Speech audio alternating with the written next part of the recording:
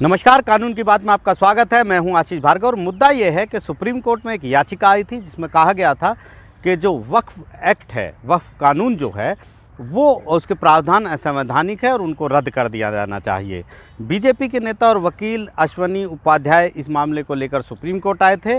Justice DY Chandrachud और justice Suryakant की bench थी, लेकिन बेंच ने कहा कि वो संसद को आदेश जारी नहीं कर सकते। बेंच ने सवाल भी उठाया कि क्या याचिकाकर्ता को किसी उनकी प्रॉपर्टी से, उनकी संपत्ति से बेदखल किया गया है, अगर किया गया है तो उसका उद्देश्य क्या था, या किस तरीके से प्रभावित हुए हैं इस कानून से, उनके अधिकार का उल्लंघन इस कानून ने किया है। ये तमाम सवाल यहाँ पर बेंच ने पूछे। लेकिन इसके साथ साथ जस्टिस चंद्रचूड़ ने यह भी कहा कि ये पहले से एक स्थापित कानून है, सिद्धांत है कि कोई भी अदालत, चाहे वो सुप्रीम कोर्ट हो चाहे वो हाई कोर्ट हो, कोई भी अदालत जो है वो संसद को ये आदेश नहीं जारी कर सकती कि वो इस तरह का कानून पास करे या इस तरह के कानून को वो बनाए।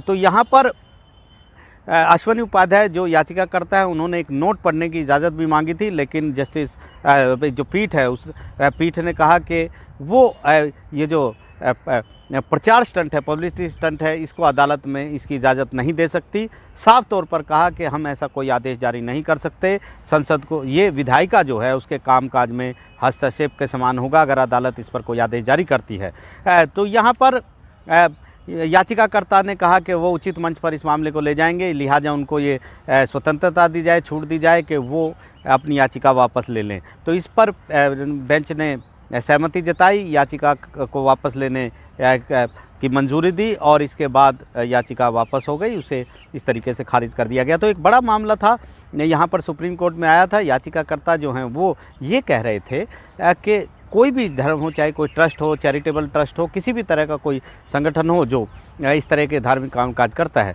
उसके लिए कानून है, लेकिन कानून है, कोई यूनिफॉर्म कानून नहीं है। इसलिए सभी धर्मों के लिए एक समान कानून होना चाहिए, क्योंकि वक्फ एक्ट के तहत जो वक्फ बोर्ड का गठन किया गया है उसकी जो शक्तियां हैं वो बेलगाम है। वो किसी भी ट्रस्ट की संपत्ति पर संपत्ति को अपनी संपत्ति घोषित कर सकता है। उसके लिए सरकारी खजाने का पैसा लगाकर एक ट्रिब्यूनल भी, वक्फ ट्रिब्यूनल का भी गठन किया गया है, जबकि अन्य धर्मों में ऐसा नहीं है।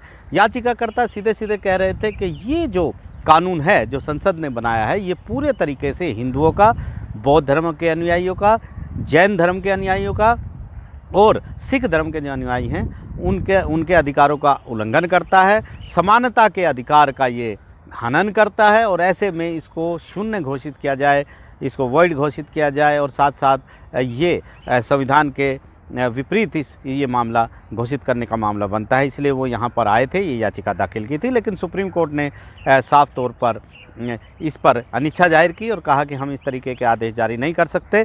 सुप्रीम कोर्ट ने बड़ी टिप्पणियाँ भी की हैं। सुप्रीम कोर्ट ने कहा है कि अगर कोई अधिकारों का उल्लंघन याचिकाकर्ता नहीं दिखाता है कि इस कानून की वजह से उसके अधिकारों का उल्लंघन हुआ है, तो सिर्फ एक एकेडमिक अभ्यास के तौर पर किसी अमूर्त को जो सामने प्रकट नहीं है, जिसकी कोई रूप नहीं है, उससे किसी कानून की संवैधानिकता को चुनौती नहीं दी जा सकती है। एक बड़ा फैसला सुप्रीम कोर्ट का इसलिए भी है कि सुप्रीम कोर्ट एक लक्ष्मण रेखा तय कर रहा है कि याचिका जब दाखिल हों तो किस तरीके से सुप्रीम कोर्ट उस पर आगे बढ़े, किस तरीके पर अदालतें उस पर आगे बढ़ें। तो एक सुप्रीम कोर्ट ने साफ तौर पर कहा कि वो इस मामले में कोई भी कदम नहीं उठाएगा, कोई डायरेक्शन जारी नहीं करेगा। एक पहले से जो स्थापित कानून है वो भी सुप्रीम कोर्ट ने बता दिया कि कोई भी अदालत संसद को आदेश जारी नहीं कर सकती, निर्देश जारी नहीं कर सकती।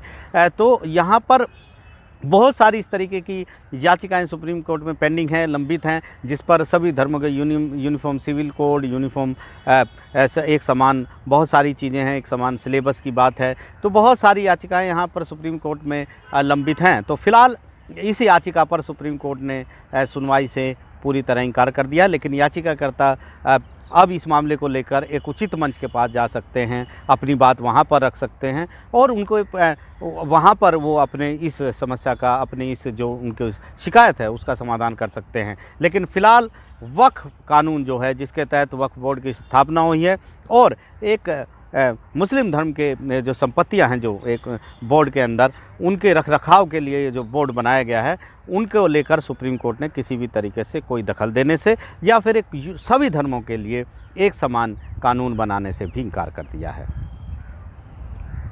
नई दिल्ली से आशीष भार्गव, NDTV इंडिया।